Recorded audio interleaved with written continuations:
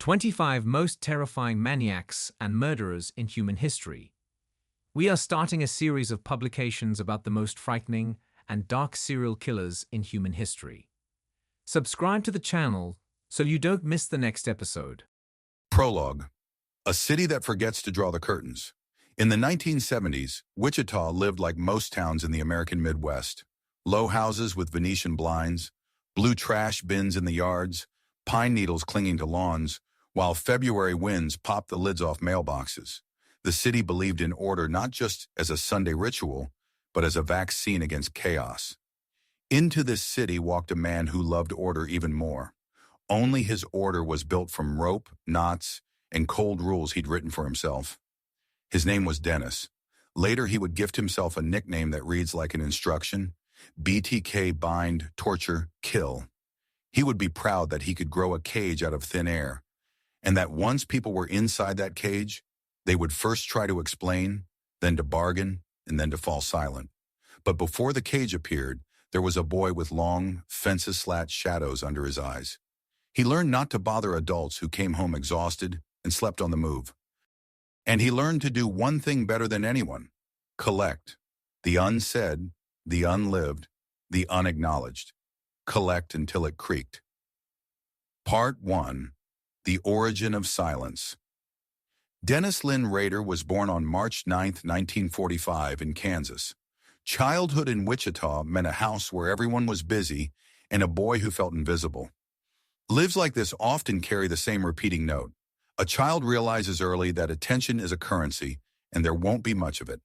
He didn't trash his room or demand presents, he observed. He read comic books, stared through neighbors' windows, learned to recognize when people are lonely and when they are defenseless. Inside the sprouts of what psychiatrists would later call compulsive control and sadistic fantasy took root. Scenes where women were caught and helpless, and where he, the boy with tidy notebooks, could impose the right kind of order. With years came rituals, a steady diet of pulpy detective magazines, thefts of women's items, secret games of self-bondage and self-asphyxiation rehearsals he staged on himself to better master the future stage. Later, forensic evaluations would describe in him a composite of narcissistic, obsessive, compulsive, and antisocial traits. A meticulous public normality, an icy empathy, and a fanatical love of rules where he alone was judge and steward. On the outside, the resume looked soporifically respectable. School, a stint in the U.S. Air Force, a Lutheran church wedding, children, a job installing alarm systems at ADT and Irony nobody would forget. He strengthened locks for the very people who feared BTK. Later, he would serve as a compliance officer in the suburb of Park City, a church council president, a scout leader, a furniture man, always present, rarely noticed. Part 2. Projects, Factor X, and the factory of fantasy Rader's private vocabulary mattered. People weren't people to him, they were projects. Letters weren't confessions, they were calibrated communications with an audience. His compulsive mind shelved everything: surveillance, preparation, entry, binding, photography, exit, souvenirs. He named the driving force Factor X, a dark electricity he used to mythologize even the most earthly motives: sexual sadism, a thirst for notoriety, the aesthetic of power. Psychologists would put it more simply: opportunity, empathy, deficit, sexualized control. But Rader preferred to mythologize himself, not just a man, but an organizing demon. He was a pedant. He rehearsed.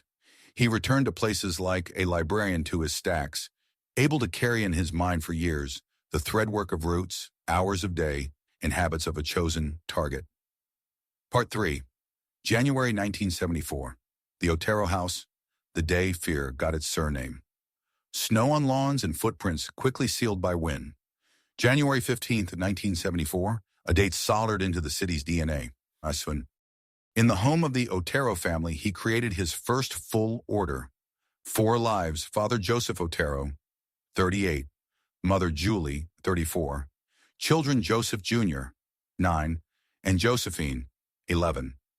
The ritual feel of the scene, the methods of control, The ropes, the sequencing, already almost a template, though this was only the beginning.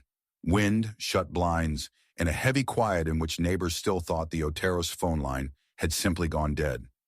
Months later, a letter would arrive at the local paper, and there, his branded flourish, he would mint his name, BTK. He had already understood that recognition must sound right brief, frightening, and logo clean. Part 4, April 1974, Catherine Bright, A Project that fought back on. April 4th, 1974, he entered the home of Catherine Bright, 21. The plan was the same: surprise, control, knots. But her brother Kevin was there. Resistance, gunshots, a shredded script Rader fled. Catherine died later at the hospital. Inside him, another lever moved. He learned to hate improvisation and would double down on preparation to the millimeter. Part 5. 1977, 2 rooms, 2 voices, Shirley Vian and Nancy Fox. March 1977. Shirley Vian, 24, a young mother. A house that always had someone sick. Children's drawings on the walls. Rader isolated the chaos, as he would later phrase it. In his dry words lay a stolen life reduced to silence. December 1977. Nancy Fox, 25, a retail clerk with a tidy life where everything knew its place. He burst in as the owner of the stage, and the next morning he called 911 himself from a phone booth. "You will find a homicide at Nancy Fox." The voice was steady as a church choir. That call would become one of the trophies of his vanity, and one of the keys by which the city remembered the timbre of his certainty. Part 6. Letters as anesthetic: How a Killer Became the Editor of His Own Legend. In the late 1970s, he wrote long letters, poems, floor plans, puzzles. Police navigated 2 opposing risks: not feeding the monster with publicity and not losing evidence. Newspapers waltzed through difficult choices: what to print, what to pass to investigators, where to keep quiet. Wichita acquired a monster columnist who curated his narrative. A crossword here, an ode there, a map, a souvenir. At times, the media became the mouthpiece for his messages, delaying publication at police request and thereby accidentally feeding his sense of importance. 1979 brought a complaint letter to Anna Williams, 63, who did not come home at the time he had scripted. He sent her a poem, "Why didn't you show up?" And this violation of his schedule grated on his pride more than any police bulletin. Part 7, 1985-1991. Late murders, long pauses. 2 towns, Wichita and Park City. The killings returned with a new shadow. Maureen Marnie Hedge, 53, April 27, 1985. Vicki Wegerle, 28, September 16, 1986. Dolores E. Davis, 62, January 1991. By then, Rader had grown ever deeper into social normalcy. The inspector, parishioner, scout leader. He kept souvenirs and photographs with librarian care, and between murders, he restaged his rituals alone, refining the knots, the poses, the time photographs to an obsessive polish, a detail that chills. He secretly brought one of the bodies into a church where he had keys to impose order beneath icons and friezes. In 1986, police did not link the murder of Vicki Wegerle to BTK. That would happen nearly 20 years later, when the author himself mailed her driver's license and a photograph, jolting the cold file awake. Part 8, 1991-2004. A silence that fooled everyone. After 1991, he vanished from the crime pages. People married, divorced, moved away. The city poured concrete for a new mall, built a cloverleaf. The monster seemed gone. Detectives aged with the case. Folders thickened, hope thinned. Technology grew, DNA typing, databases, digital forensics. But without an active offender, it was a microscope in the dark. Part 9. The Return, 2004-2005. Rex, It'll Be Okay, and the Purple Floppy Disk. In March 2004, the newsroom of the Wichita Eagle received a letter. BTK claimed Vicki Wegerle's murder and enclosed proof. The city woke in a cold sweat.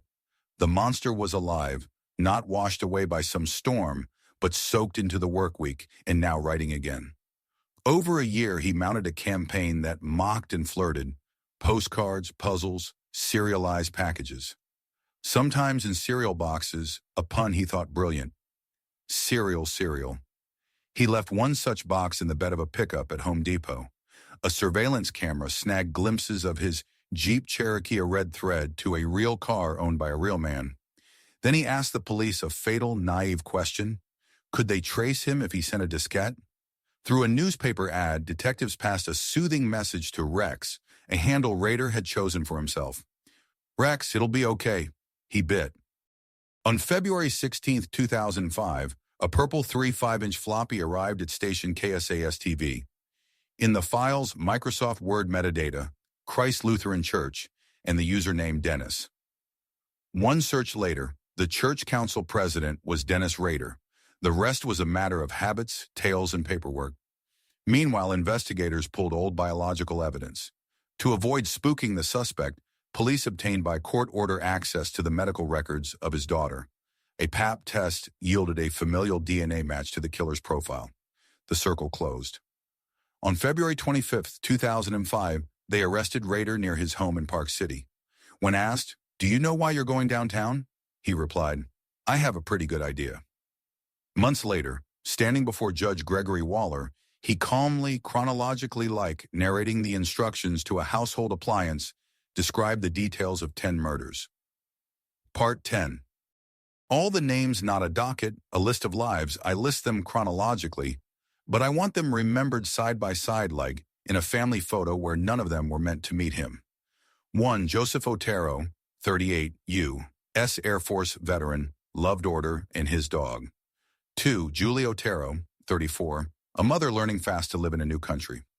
3. Joseph Otero Jr., 9, a quiet boy who loved toy cars.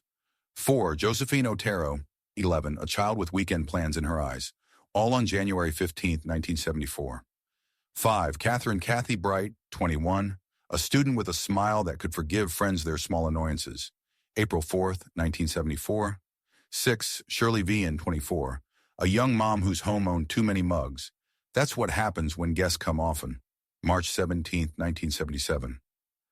7. Nancy Fox, 25, a person of routine, keeper of a neat home where every item had its place, December 8, 1977. 8. Maureen Marnie Hedge, 53, a neighbor who greeted you for real, not in passing, April 27, 1985. 9. Vicki Wegerle, 28, a young mother and wife. Years later, the killer would mail her ID and photo to confirm authorship, September 16, 1986. 10. Dolores E. Davis, is 62, a woman who loved quiet like a garden, January 19, 1991. And separately, Anna Williams, 63, who didn't come home on schedule in 1979 and thus broke his script. She lived.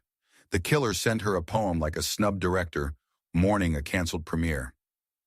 Part 11. Psychological Profile and Risk Factors. Icy empathy and a thermal map of control.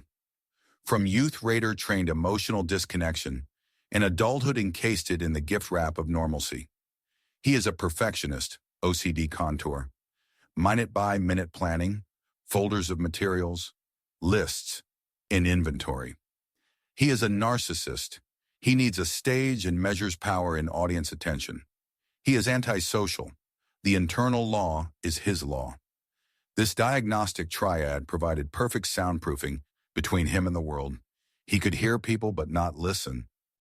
Early risk markers: invisibility within the family, chronic emotional deprivation, early animal cruelty and fetishized asphyxia as a quick control switch, compulsions that demand a stage and ritual, sexual maturation fused to dominance fantasies.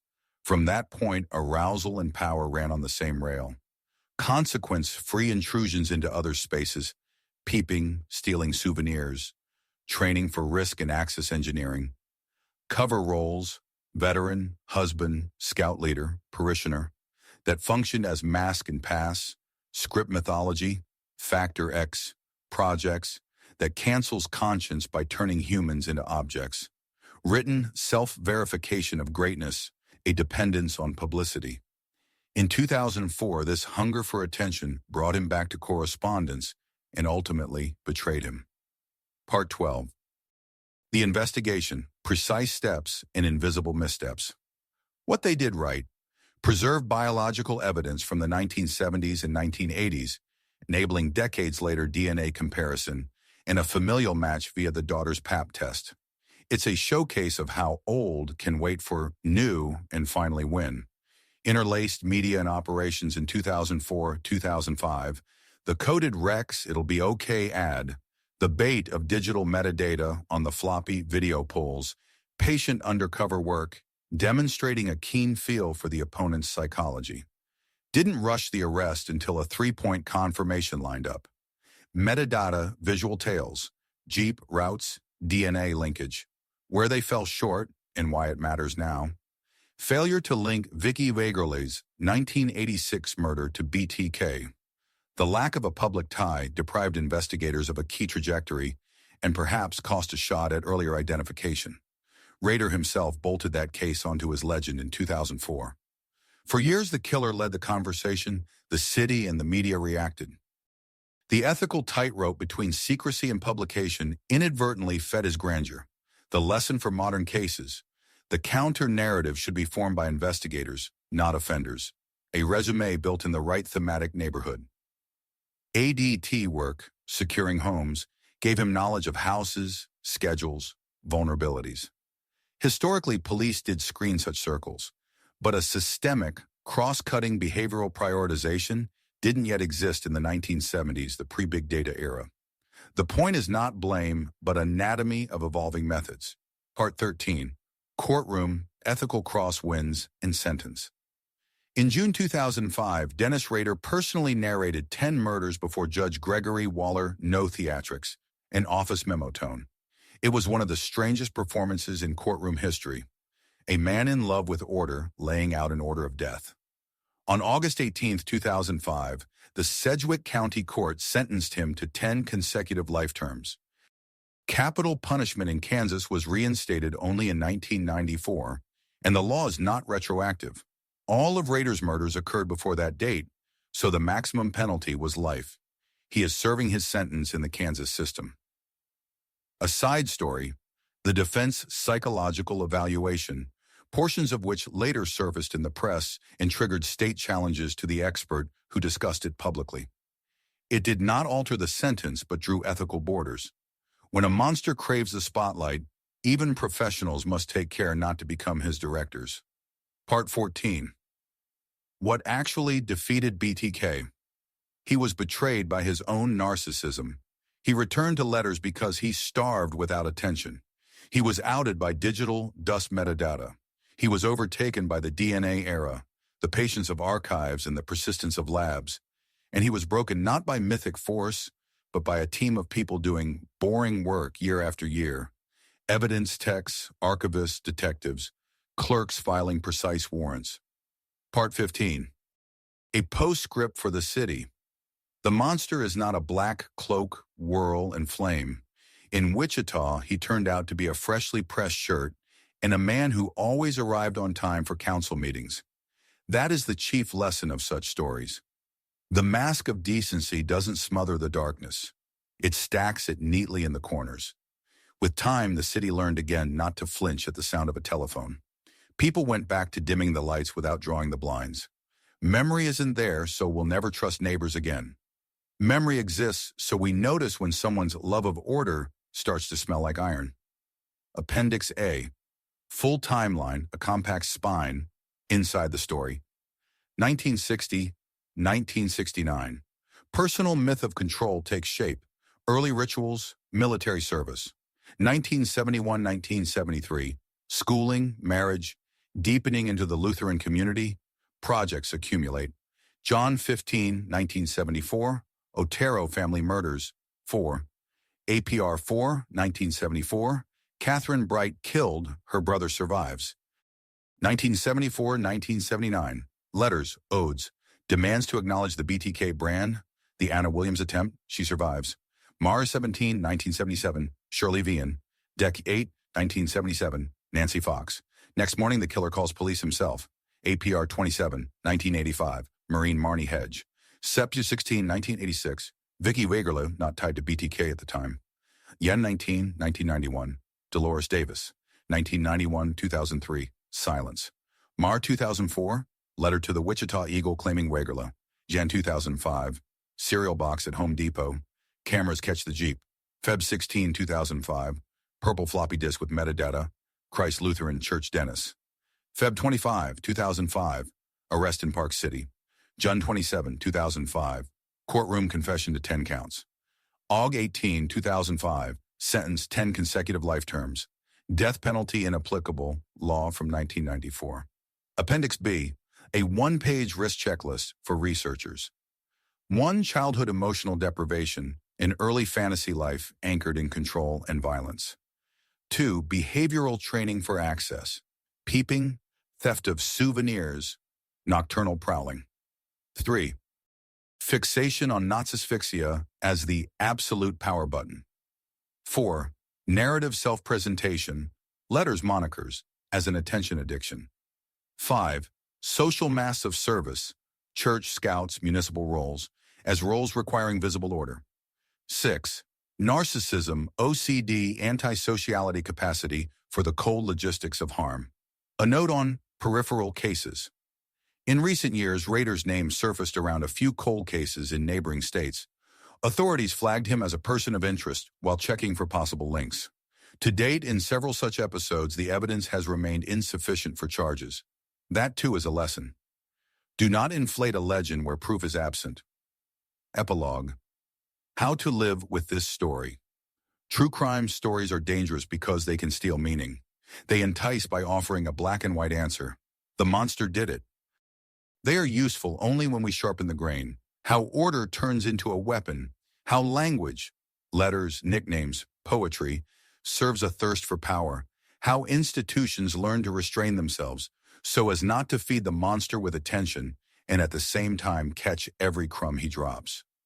Dennis Rader would have prevailed again and again if not for people of quiet professions. Keepers of evidence, sifters of digital dust, prosecutors of careful phrasing, journalists who learned not to be the podium. In truth, he was stopped not by mystique, but by big, dull, honorable work. And that is the only kind of order worth bowing to.